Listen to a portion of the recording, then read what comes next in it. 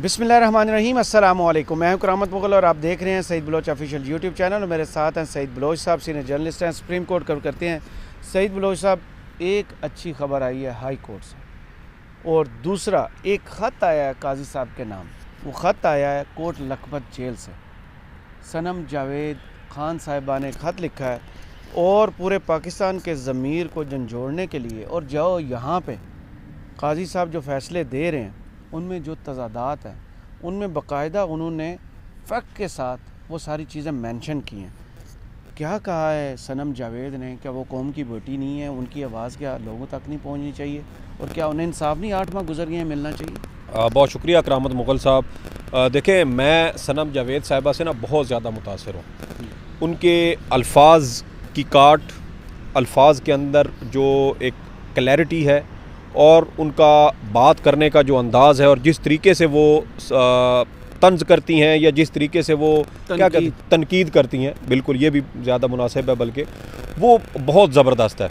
और हमने पहली बार सनम जावेद को गुज़श्ता साल जब ज़मान पार्क में इमरान खान साहब मुकीम थे तो उस वक्त हमने उनको मुख्तलिफ़ सोशल मीडिया वीलॉग्स में देखा, और मुख्तलिफ़ खतूत उनके इससे पहले भी जारी हो चुके हैं।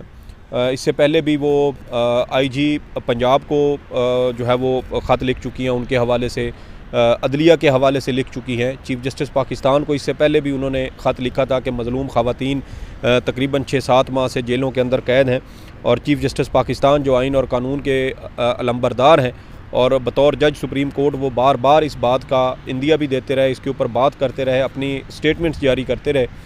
तो अब जब वो चीफ़ जस्टिस बने हैं तो वो क्यों इन मज़लूम ख़वातीन के बारे में नोटिस नहीं ले रहे? लेकिन शायद उसकी वजह ये थी कि ये सनम जावेद हों या इनके साथ जो दीगर ख़वातीन थी, ये सब पीटीआई से ताल्लुक़ रखती थी, और पीटीआई के हवाले से चीफ़ जस्टिस काजी फ़ाइज़ ईसा साहब का एक बड़ा वाज़ी और दो टोक मौक़िफ़ है कि पीटीआई के साथ इस वक्त किसी किस्म की कोई ज़ोर ज़बरदस्ती, ज़्यादती, कोई फस्तायत, कोई जुल्म जबर नहीं हो रहा। तो जब एक चीफ़ जस्टिस ये कहें कि उनके साथ कोई जुल्म ज़्यादती हो ही नहीं रही, तो फिर उनके हवाले से कोई रिलीफ देना, नोटिस लेना, उसका तो फिर सवाल ही नहीं पैदा होता। और आज भी सनम जावेद साहिबा ने ये ख़त अपना चीफ़ जस्टिस काजी फ़ाइज़ ईसा साहब के नाम लिखा है, और इस ख़त में भी उन्होंने जिस तरीके से हालात व वाक़यात को एक दूसरे के साथ जोड़ा है, मेरे ख़्याल में वो एक बहुत बेहतरीन उनको कहना चाहिए कि उनकी ये सलाहियत है कि वो मुख्तलिफ़ इवेंट्स को, मुख्तलिफ़ हालात व वाक़यात को इतनी खूबसूरती के साथ वो लिख लेती हैं। सनम जावेद अपने ख़त में लिखती हैं कि काजी साहब फरमा रहे थे कि आवाम के टैक्स के पैसों से तनख्वाह लेता हूँ, आवाम को जवाबदेह हूँ, मगर जब इसी आवाम में से कोई शहरी कहे अदालत आना चाहता हूँ, सिक्योरिटी दे, तो काजी साहब फरमाते हैं हमारे पास क्या बाहर फ़ौज खड़ी है? जब पीटीआई कहती है कि चमकनी में इलेक्शन करवाए क्योंकि छापे, गिरफ्तारियां, नज़रबंदियां, जबरी गुमशुदगियां हो रही थी, सिक्योरिटी नहीं मिल रही थी, तो काजी साहब कहते हैं हमें बताते, हम सिक्योरिटी देते। मगर कैसे? आपके पास तो बाहर फ़ौज ही नहीं खड़ी है। लतीफ़ खोसा को पूछते हैं नाम के साथ सरदार क्यों लगाया है? काजी साहब ने ये नहीं बताया कि ख़ुद को माई लॉर्ड और एक्सीलेंस, यूर एक्सीलेंसी कहते हैं। लोगों को कब रोकेंगे? फरमाते हैं इस्टेब्लिशमेंट क्यों कहते हो, फ़ौज क्यों नहीं? कोई काजी साहब को बताओ, सोशल मीडिया नहीं देखते तो क्या घर में अखबार नहीं आता? नई तरमीम पास हो चुकी है, नवाबजादों का नाम लेने से ना सिर्फ पाप लगेगा बल्कि 5 साल सज़ा भी होगी।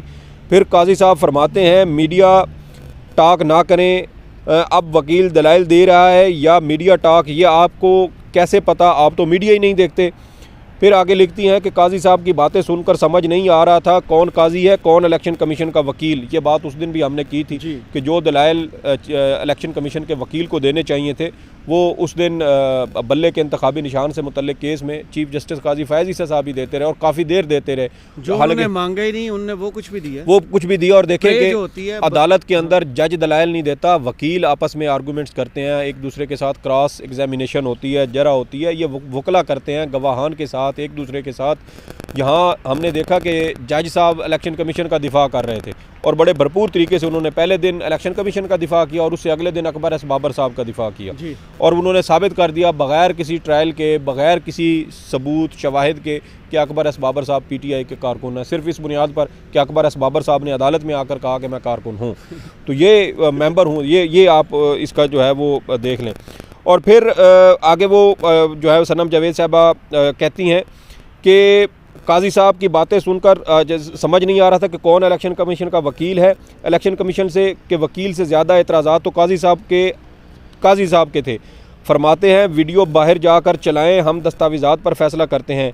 कोई काजी साहब को बताओ, 9 मई के इल्ज़ाम में 8 माह से लोग सिर्फ वीडियोज़ की बुनियाद पर जेलों में कैद हैं। फिर काजी साहब कहते हैं बाकी जमातों के इलेक्शन भी ऐसे हुए हैं तो हम क्या करें, उनके ख़िलाफ़ किसी ने शिकायत नहीं की। अगर किसी का कत्ल हो जाए, कोई पैरवी करने वाला ना हो तो क्या वो कत्ल माफ़ है? रात 12 बजे तक लगे इस तमाशे को देखकर बस यही सोचा, किसी से इतनी नफ़रत भी ना हो कि बंदा इंसाफ ही ना कर सके, अपनी कुर्सी अपने ओहदे की इज़्ज़त ना रख सके। ये ख़त सनम जावेद तरफ इमरान खान साहब ने भी इशारा किया। जी, इमरान खान साहब ने पीर के रोज़ जो अडयाला जेल में सहाफ़ियों के साथ गुफ्तगू की थी, उसमें भी उन्होंने सूरत अल-माइदा का सूरत अल-माइदा की आयत का हवाला दिया था और कहा था कि कुरान मजीद में अल्लाह पाक फरमाता है कि किसी कौम की दुश्मनी तुम्हें इस हद तक ना ले जाए कि तुम इंसाफ ना कर सको। तो ये बहुत वाज़े अल्लाह पाक का हुक्म है, पैगाम है। इशारा किया जो इमरान रियाज के बारे में इन्होंने कहा था कि सिक्योरिटी नहीं दे सकते, और चमनगनी इंट्रा पार्टी इलेक्शन पर सरदार लतीफ़ खोसा मीडिया से बात करते हैं, कोर्ट में इन्होंने कहा मैं मीडिया नहीं देखता। उनकी ऑब्जर्वेशन आपने देखी है तौहीन पार्लियामेंट की तरफ कि आप उन पर बात नहीं कर सकते, आप किसी को ऐसे कैसे कह सकते हैं कि नाम के साथ ये ना लिखे तौहीन हो जाएगी। तो ऑब्जर्वेशन जेल में बैठ के भी इंटैक्ट और मालूमात, और अपना केस उन्होंने अभी तक जो है 8 माह से केस भुगत रही है। एक FIR से निकलती हैं तो दूसरी कट जाती है, एक में ज़मानत होती है दूसरी, और इतना सिस्टम डरा हुआ है कि मरीम नवाज़ के मुकाबले में सनम जावेद के कागजात एक्सेप्ट नहीं कर। यार करामत मुगल साहब, मरियम सफदर अवान साहिबा तो बहुत ज़्यादा डरी हुई हैं, बहुत ज़्यादा खौफज़दा हैं कि अगर वो उनके मुकाबले में सनम जावेद आ जाती है तो फिर वो यकीनन जीतेगी, और सिर्फ जीतेगी नहीं, मुझे लगता है कि मरियम साहिबा की ज़मानत ज़ब्त होगी। बिल्कुल ऐसे ठीक है। और दूसरी बात आप देखें कि जब 21 अक्टूबर को नून लीग ने लाहौर में जलसा किया था ना, तो उस वक्त जलसे की इंतहाई कामयाब नाकामी के बाद हमाद अज़हर साहब ने एक ट्वीट किया था और उन्होंने कहा था कि जितनी सहूलतकारी आज ज़िलाई इंतज़ामिया ने की है, सूबाई हुकूमत ने की है, और उसके बावजूद ये जलसा नाकाम हुआ है। आप सिर्फ एक दिन के लिए सनम जावेद को ज़मानत पर रिहा कर दें, हम ना तो कोई नान देंगे, ना कोई बिरयानी देंगे, ना कोई ट्रांसपोर्ट देंगे, सिर्फ इजाज़त दे दें। इसी मीनार पाकिस्तान में कोई बड़ा सियासी रहनुमा नहीं होगा, इजलास की जलसे की सदारत भी सनम जावेद करेगी, और आप सिर्फ इजाज़त दे दें कि हम यहाँ पर जलसा कर सकते हैं। सिर्फ सनम जावेद आपको इसी मीनार पाकिस्तान ग्राउंड में नून लीग से बहुत बड़ा जलसा करके दिखा देगी। तो सर ये मेरे ख्याल में एक सख्ती आई PTI के ऊपर, इसमें कोई शक नहीं है। जितना रगड़ा PTI ने इस दौर में, इस 20-21 महीनों में खाया, इतना आज तक मार्शल लॉ में भी किसी सियासी जमात ने इतना रगड़ा नहीं खाया।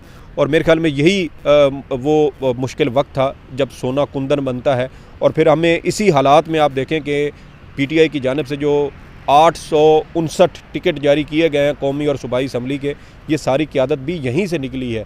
और इसी तरह के मुश्किल हालात में आपकी नई क़यादत, नई लीडरशिप आपको मिलती है, और वो हमने अपनी आंखों से होते हुए देखा है। शेर अफजल मरवत की मिसाल सबके सामने। जी। और दूसरी जानिब आप देखें कि बुशरा बीबी साहिबा, उनके जो निकाह वाला मामला है, अब वो इस्लामाबाद उसी तरफ ही जाने लगा था। जी, आपने खुद ही बोलना शुरू कर दिया। तो वो देखें कि इस्लामाबाद हाई कोर्ट भी अब इस बात को तस्लीम कर रही है कि जो दौरान इद्दत भी अगर फ़र्ज़ करें कि कोई मर्द और ख़ातून निकाह कर लेते हैं तो वो फासिद नहीं होता, वो बेकायदा ज़रूर होता है, लेकिन वो जितने दिन इद्दत के मुद्दत में रह गए होते हैं, वो जब दिन गुजर जाते हैं तो उसके बाद ऑटोमेटिकली वो निकाह जो है वो उसको रेगुलर हो जाता है।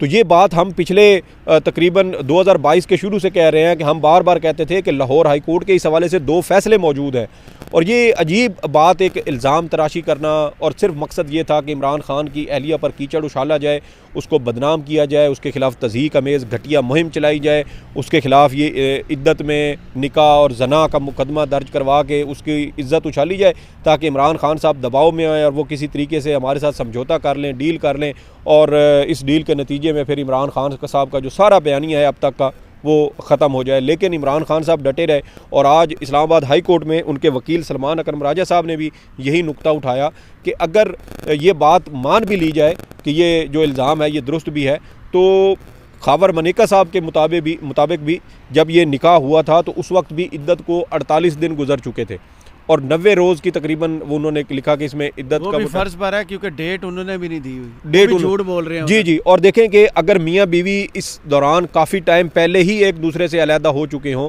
और उनका आपस में किसी किस्म का कोई राब्ता या कोई ताल्लुक़ ना हो तो फिर उस दौरान आप देखें कि जो तहरीरी निकाह देना, तलाक देना और ज़बानी तलाक देना, उसमें आपका कितना फ़र्क है कि एक बंदे ने ज़बानी तलाक दे दी हो 6 महीने पहले, तहरीरी तलाक वो दे बाद में, तो क्या इद्दत वो उस मुद्दत से ज़बानी तलाक से शुरू होगी या तहरीरी दरख्वास्त से तलाक से शुरू होगी? तो इसमें भी बहुत सारे सुकम, बहुत सारी खामियाँ मौजूद हैं। लेकिन ये बात तयशुदा है कि पाकिस्तान की अदालतें और ख़ास तौर पर लाहौर हाई कोर्ट, उसके 2 फ़ैसले इस हवाले से मौजूद हैं कि इद्दत के दौरान अगर कोई मर्द और औरत निकाह करते हैं तो फिर उसको बेकायदा उस वक्त तक तसव्वुर किया जाएगा जब तक वो इद्दत के जो दिन हैं वो पूरे नहीं हो जाते, और जैसे ही वो दिन पूरे होंगे वो निकाह रेगुलर हो जाएगा। लेकिन अगर इद्दत के दौरान निकाह होता भी है तो वो फासिद या ख़त्म नहीं हो जाएगा, बल्कि वो निकाह उस सूरत में भी बरकरार रहेगा। और यहाँ पर अब हम यही बात कर रहे थे कि बुशरा बीबी के ऊपर जिस तरह उनके साबिक शौहर ने इल्ज़ाम लगाए, उनके जो मुलाजिम था उसने घटिया तरीन इल्ज़ामात लगाए, तो मकसद सिर्फ यही था कि इमरान खान साहब उससे कुछ दिन पहले उनको एक बार फिर ये कहा गया था कि आप हमारे साथ डील कर लें, समझौता कर लें, और उन्होंने उससे इनकार किया था। और हमने उस वक्त कहा था कि अब बुशरा बीबी गिरफ़्तार हो सकती हैं, उनके ख़िलाफ़ फिर उनके बारे में एक मनपसंद और फरमाइशी ख़बर भी चलाई गई कि इनको आइंदा कुछ रोज़ में गिरफ़्तार किया जा सकता है। लेकिन ये सब कुछ करने का मकसद सिर्फ़ और सिर्फ इमरान खान साहब पर दबाव डालना था ताकि वो रियासत के सामने झुक जाएँ, अपने मौक़िफ़ से हट जाएँ, और उनका जो डील का एक वो बार बार वो उनके साथ राब्ते किए जा रहे हैं वो उस चीज़ को तस्लीम कर लें। लेकिन उन्होंने तस्लीम नहीं किया, और अब ये चीज़ चूँकि इस्लामाबाद हाई कोर्ट में आ गई है, और आज इस्लामाबाद हाई कोर्ट ने भी इस चीज़ को, मैं तो ये समझता हूँ कि इसको बिल्कुल उड़ा के रख दिया है, क्योंकि आज चीफ़ जस्टिस आमिर फ़ारूक साहब ने भी यही बात की है कि अगर इद्दत के दौरान ये निकाह हुआ भी है तो फिर भी इसमें क्या, इसमें जो है वो गलत क्या है। तो यही बात है कि हाई कोर्ट के फ़ैसले ऑलरेडी मौजूद हैं, लेकिन बदनीयती है, जजेज़ इन चीज़ों को तस्लीम नहीं करते, इन अदालती नज़ीरों को नहीं मानते, क्योंकि मकसद सिर्फ़ और सिर्फ ये है कि इमरान खान पर कीचड़ उछाला जाए, उसकी बीवी पर कीचड़ उछाला जाए, उनको दबाव में लाया जाए। और ये पिछले तकरीबन 20-21 माह से ही हम इनको देख रहे हैं, और अब मेरे ख्याल में लगता ये है कि ये फ़ैसला अब इस्लामाबाद हाई कोर्ट में हमें होता हुआ नज़र आएगा, ख़त्म हो जाएगा। जी, बहुत शुक्रिया सईद बलोच साहब, आपके तबसरे का कमेंट्स बॉक्स में ज़रूर बताइएगा। ये वीडियो आपको कैसी लगी, इजाज़त दीजिए, अल्लाह हाफ़िज़।